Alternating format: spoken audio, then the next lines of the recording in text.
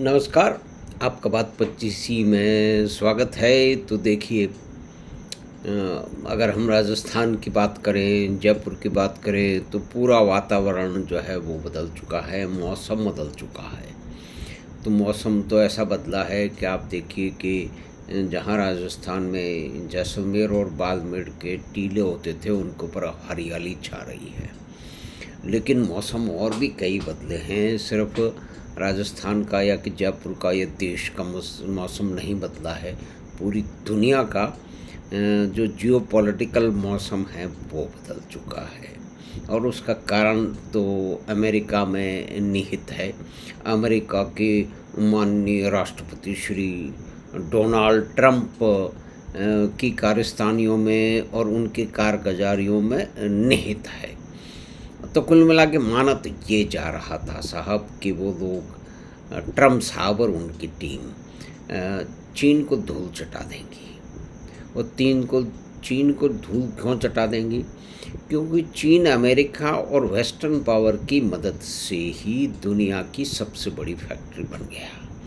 जहाँ हम भारत की बात करते हैं और चीन और भारत में जो रिश्ते अब बदल रहे हैं, उसके कारण हैं। उसके कारण निश्चय ही अमेरिका में जो ट्रम्प साहब की जो ट्रेड पॉलिसी है, जिसमें वो दंड पे दंड लगाए जा रहे हैं, चीन पे भी, भारत पे भी, अन्य लोगों पे भी, तो उस पे केंद्रित है। तो कुल मिला के बात यह है कि उसका होगा क्या।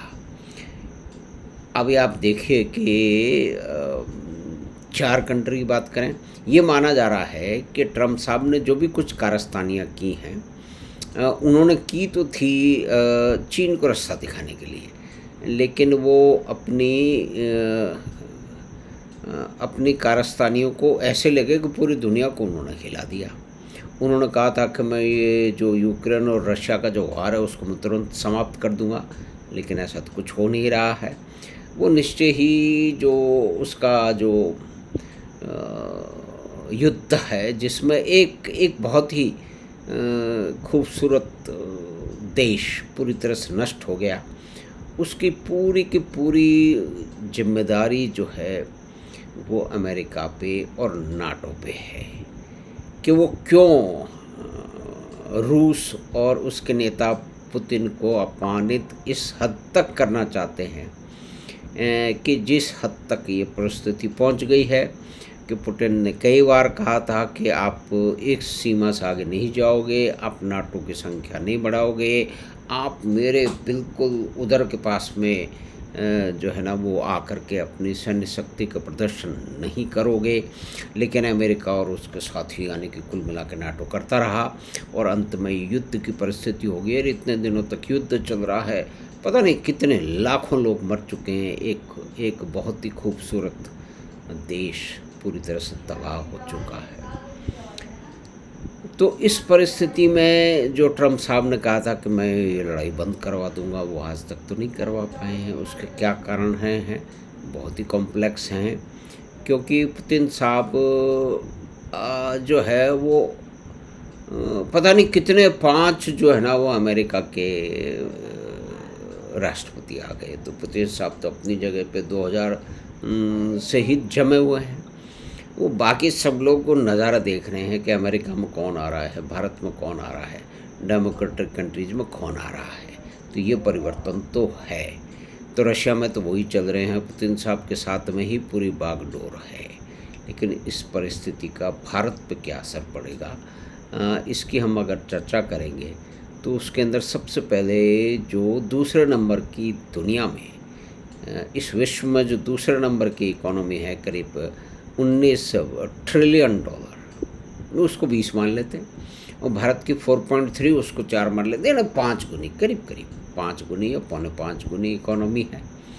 तो उस इकोनॉमी से भारत किस तरह से समझौता करेगा और किस तरह से ट्रेड व्यापार करेगा। आज भी 100 बिलियन डॉलर का ट्रेड डेफिसिट चाइना के साथ में है।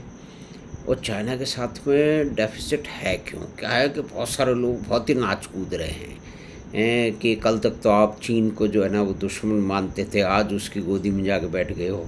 यानी कि कुल मिला के ये है ना कि ये भारत विरोधी, सनातन विरोधी और मुख्य रूप से मोदी विरोधी जो एक समूह है, जिसको बहुत सारी चीज़ों की जानकारी भी नहीं है, लेकिन वो कुछ न कुछ दागते रहते हैं और कुछ न कुछ तैरता रहता है सोशल मीडिया पे। ऐसा ही नहीं है कि सिर्फ सोशल मीडिया पे, जो मेन स्ट्रीम मीडिया है उसमें इन लोगों की पकड़ काफ़ी भयंकर रही कि जो 70 साल से जिनको पोषित किया गया है, पल्लवित किया गया है, उनका अच्छी तरह से पोषण किया, भरण पोषण किया गया है, तो आज तो वो अपनी जो उनको मिला है नमक जो है ना हलाली करने के लिए तैयार बैठे हैं। तो उनके ये कहना है कि देखो देखो हिंदुस्तान तो कल तक तो चीन को वो मानता था, लेकिन देखिए परिस्थितियों में, और कोई भी अगर कहेगा अंतर्राष्ट्रीय संबंधों में, अंतर्राष्ट्रीय पॉलिटिक्स में कोई भी जो है वो परमानेंट दोस्त यानी कि लंबे समय के लिए दोस्त या दुश्मन नहीं हो सकता। ये ट्रांजैक्शनल सिचुएशन है, ये इमोशनल सिचुएशन नहीं है, ये एक व्यापारिक संबंध है। इसमें अगर आप इमोशन को घुसाएंगे तो उसके अंदर सत्यानाश ही होने वाला है। लेकिन हमारे देश में तो बहुत सारे विद्वानों की बड़ी भारी भीड़ आई, वो कुछ न कुछ करते रहते हैं, लेकिन उसका कुछ अर्थ नहीं निकलता है। उनको कहना ये है कि पहले तो चीन का विरोध कर रहे थे और मोदी जी चीन ही चले गए हैं, तो उन महानुभावों को, उन परम विद्वानों को, उनको ये जानना चाहिए कि मोदी जी चीन से पहले जापान क्यों गए।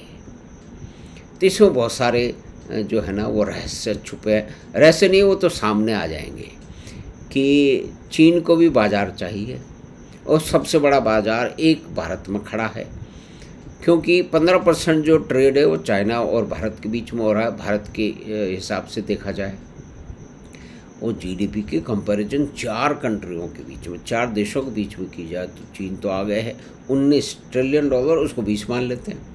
भारत 4.3, उसको 4 मान लेते हैं, यानी कि 5 गुनी हमसे बड़ी इकोनॉमी है। और उन्होंने पिछले 40 साल में, इस कहने में कोई दिक्कत नहीं है कि वामपंथ और समाजवाद के जो जंग लगे जंजीरें थी उनको पीले समुद्र में जो है वो फेंक करके चाइना तो अपनी एक अलग राह पे निकल चुका, एक प्रॉस्पेरिटी की राह पे निकल चुका, क्योंकि उनको समझ में आ गया कि इसमें कुछ रखा नहीं है।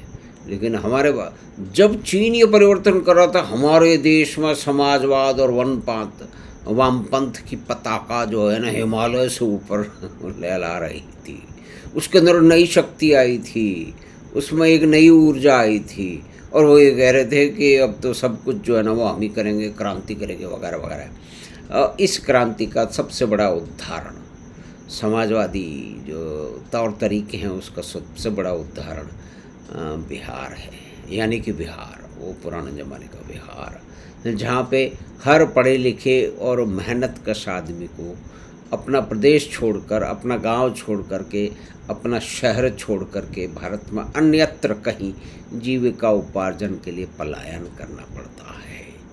क्योंकि जो समाजवादी लोग हैं उन्होंने इस देश को इतना बड़ा एक गुंडा तंत्र इसको बनाया कि उसके अंदर कोई भी व्यापारी आ नहीं पाए। एक महत्वपूर्ण बात जो कि बार बार रेखांकित करने की आवश्यकता है, पता नहीं क्यों उसे रेखांकित नहीं किया जाता कि 1960 की जो है ना 1940 और प्लस की आबादी हमारी है, लेकिन हमारी इकोनॉमिक एक्टिविटीज़ में एम्प्लॉयड लोग कितने हैं। तो एक आंकड़ा है कि उसके करीब में 64 करोड़ लोग उसके अंदर एम्प्लॉयड हैं। उसके अंदर पास वाला जो है ना एक प्रेस वाला भी हो सकता है और अडानी साहब और अंबानी साहब भी हो सकते हैं। तो ये उद्यम जो जगत है उसकी एक बात है। और सरकारी क्षेत्र में कितना है, जहाँ पे लगातार डुग्गी पीटी जाती है कि हम आपको सरकारी नौकरी दे देंगे, सरकारी नौकरी दे देंगे, वो तो करीब करीब 2 करोड़ के आसपास ही हैं। यानी कि 64 करोड़ में से 62 करोड़ तो जो है ना वो अपने बल पर खुद का संवर्धन, अपने परिवार का जो है ना वो पेट पाल रहे हैं और कुछ दूसरों का भी पाल रहे हैं। तो कुल मिला के ये तो एक जो है वो मार्केट ड्रिवन इकोनॉमी है। लेकिन हमारे यहाँ जो सरकारी क्षेत्र में जो असीम शक्तियाँ मिलती हैं कई तरह के काम करने की, उसके कारण करोड़ों लोग उस झंझट में लगे रहते हैं। एक अनुमान के अनुसार एक सरकारी नौकरी के लिए, जिसमें चपड़ासी से करे लेकर चीफ सेक्रेटरी तक शामिल आई, 30,000 से अधिक लोग अपना समय व्यतीत करते हैं। उनमें से अधिकतर यानी कि 90% तो उस जिस पोस्ट के लिए वो कर रहे हैं उसमें उनका कोई जो है ना वो अनुभव ही नहीं है। वो एक तरह से मौज काटने के लिए जा रहे हैं, या कि एक प्रभाव में अपने परिवार के प्रभाव में जा रहे हैं, ताकि उनके परिवार को ये कहने का मौका मिले कि हमारा बेटा जो है वो सिविल सर्विस की तैयारी कर रहा है, यानी कल को वो कलेक्टर बन सकता है। इस तरह के भ्रम इस विचित्र विवश देश में ही संभव है। अब जयपुर की बात करें तो एक जो है वो कोचिंग हब प्रतापनगर में स्थापित किया गया। अब कोचिंग तो गली कूचे में चलती है, तो ये कौन महान बुद्धिमान लोग थे जिन्होंने ये जाना है कि कोचिंग को सबको एक साथ ले आएंगे। भाई कैसे ले आओगे आप? उसमें जो निहित जो उसके अंदर जो प्रतिस्पर्धा है उसका क्या होगा? वो कोई आदमी, कोई छात्र जो है वो विश्वकर्मा से चल के, या कि सांगानेर से चल के, या कि टोंक रोड से और आगरा रोड से चल के यहाँ पे क्यों पहुँचेगा? तो ये कुल मिला के फॉल्टी योजना थी। यानी कि आपने प्राइमरी शिक्षा और हायर शिक्षा और माध्यमिक शिक्षा उन सब कुछ तिलांजलि दे दी। आपने एक बिल्डिंग खड़ी कर दी जिसके अंदर अब कहते हैं कि कुछ और होगा। तो इस देश में बहुत सारी चीज़ों को सही करना ठीक है, आवश्यक है। वो कब सही होंगी इसकी जो है ना हम अपेक्षा तो कर सकते हैं, लेकिन सचमुच वो वैसे होंगी या नहीं होंगी ये कुछ मालूम नहीं है, क्योंकि पूरा का पूरा घालमेल चल रहा है। इस परिवारवादी राजतंत्र ने इस देश में ऐसे तंतु अंकुरित किए हैं कि वो आज भी देश को, उसके प्रजातंत्र को और उसके जो सबसे ऊर्जावान युवा हैं उनको खा रहे हैं, उनकी बर्बादी कर रहे हैं। लेकिन ये जिसको कहते हैं ना कि विशाल विविध, लेकिन एक विचित्र भी है, लेकिन एक ये विवश देश है जिस पर दुनिया भर की नारेबाजियों के कारण काम चलता है। तो हमें आशा है कि छोटी सी बातचीत जो कि भारत, जापान, चाइना, रशिया के बीच में हुई, उसमें भारत की कौन सी स्ट्रेंथ, कौन सी वीकनेस है उसकी भी हमने बात की। चीन तो जो है वो पहले दूसरे नंबर की इकोनॉमी है, 29 ट्रिलियन डॉलर के उसमें, और जापान और भारत करीब करीब आसपास हैं। थोड़ा जल्दी से भारत आगे निकल जाएगा, लेकिन रशिया हमसे पीछे, कम से कम जीडीपी की उसमें तो है 2.24, यानी कि हमसे करीब करीब आधा जो है ना वो है। और उनकी पॉपुलेशन कितनी है ये भी देख लीजिए कि 14 करोड़ है कहीं पे और कहीं 13 करोड़ है। हम 145 करोड़ के आसपास बैठे हैं, और हमारी एवरेज जो है ना वो एज युवा एज है। तो हमें आशा है कि छोटी सी बातचीत आपको पसंद आई होगी। तो आप चैनल बात 25 को सब्सक्राइब करें, और जो है वो लिंक अपने मित्रों परिवार के साथ साझा करें। हम आपसे फिर मिलेंगे बात 25 की अगली बात में। धन्यवाद, नमस्कार।